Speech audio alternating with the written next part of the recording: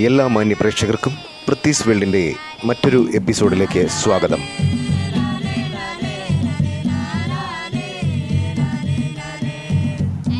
ആലപ്പുഴ ജില്ലയുടെ പകുതിയോളം വലിപ്പമുള്ള താലൂക്കാണ് അട്ടപ്പാടി. നിത്യഹരിത വനവും മലനിരകളും പുഴകളും അരുവികളും ഒക്കെയുള്ള മനോഹര ഭൂപ്രദേശം. വിവിധ കാലാവസ്ഥകൾ പോലെ തന്നെ വിവിധ ജീവിത രീതികൾ കൊണ്ടും സമ്പുഷ്ടമാണിവിടം.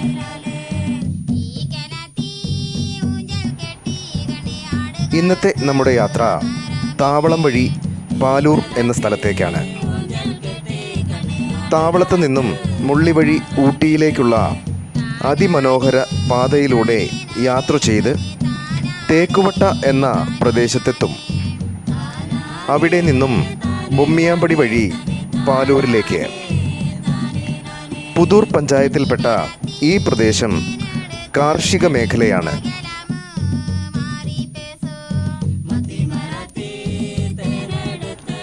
പാതയുടെ ഇരുവശത്തും വാഴയും തുവരയും തെങ്ങും കവുങ്ങും മുതിരയും ഒക്കെ സമൃദ്ധമായി വിളയുന്ന കൃഷിയിടങ്ങൾ നമുക്ക് കാണുവാൻ സാധിക്കും.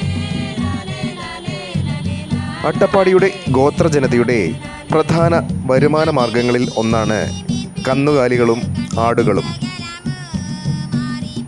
വീട്ടുജോലികൾ കഴിഞ്ഞ് ആടുകളെയും കൊണ്ട്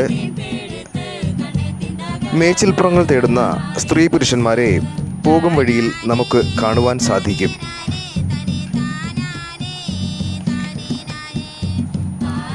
നമ്മൾ പോകുന്ന വഴിയിലാണ് കൃഷ്ണവനം സ്ഥിതി ചെയ്യുന്നത്. സുഗതകുമാരി ടീച്ചർ NV കൃഷ്ണവാര്യരുടെ ഓർമ്മയ്ക്കായാണ് ബൊമ്മിയാമ്പടിയിലെ ഈ വനത്തിന് കൃഷ്ണവനം എന്ന പേരിട്ടത്.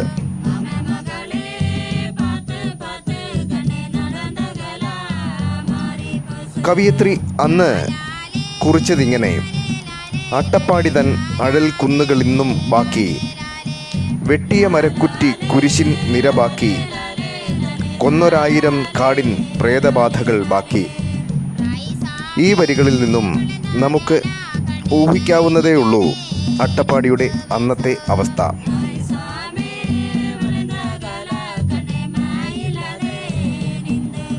അട്ടപ്പാടിയിൽ സ്വാഭാവിക വനങ്ങൾ സംരക്ഷിക്കുന്ന മറ്റ് പലരും ഉണ്ട്.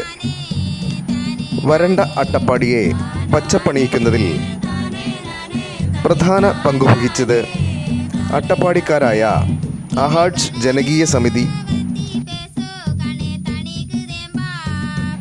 അംഗങ്ങളായിരുന്നവരെയും അതിന് വഴി വെട്ടിത്തെളിച്ചവരെയും ഈ സമയത്ത് നാം ഓർമ്മിക്കുന്നു.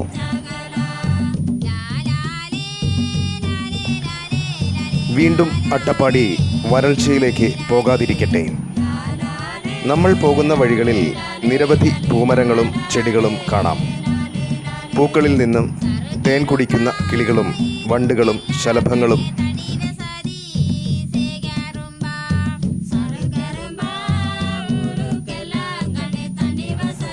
എത്രയെത്ര മനോഹര കാഴ്ചയാണ് നമുക്ക് സമ്മാനിക്കുന്നത്. പോകും വഴിയിൽ കാണുന്ന പൂക്കൾക്കൊക്കെ അതിൻ്റെ ഭംഗിയുടെ പാരമ്യതയിലാണ് നിലനിൽക്കുന്നതെന്ന് നമുക്ക് മനസ്സിലാകും.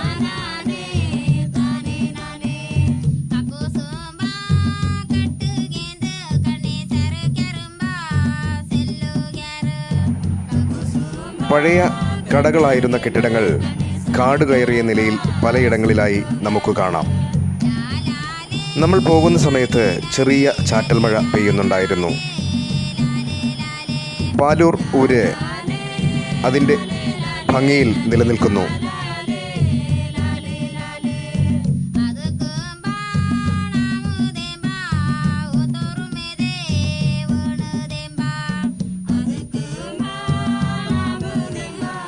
പാലൂർ ഊരും കഴിഞ്ഞ് ഗുട്ടിയാർകണ്ടിയിലേക്ക് പോകുന്ന വഴിക്ക് ഒരമ്പലമുണ്ട്. പ്രശാന്ത സുന്ദരമായ ഗ്രാമീണ ക്ഷേത്രം. അവിടെ ഒരു കല്ല്.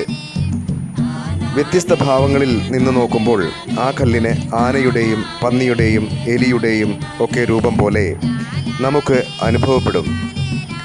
കുറച്ചുകൂടി മുൻപോട്ട് പോകുമ്പോൾ ധാന്യം ഊരിനോട് ചേർന്ന് ആൽമരം കൊണ്ട് ചുറ്റപ്പെട്ട ഒരമ്പലം. വൻമരങ്ങളും പുൽത്തകിടികളും പൂക്കളും കിളികളും ഒക്കെയുള്ള അട്ടപ്പാടിയുടെ പാലൂരിൻ്റെ ഭംഗി ആസ്വദിച്ചുകൊണ്ട് നമ്മളുടെ യാത്ര തുടരുന്നു.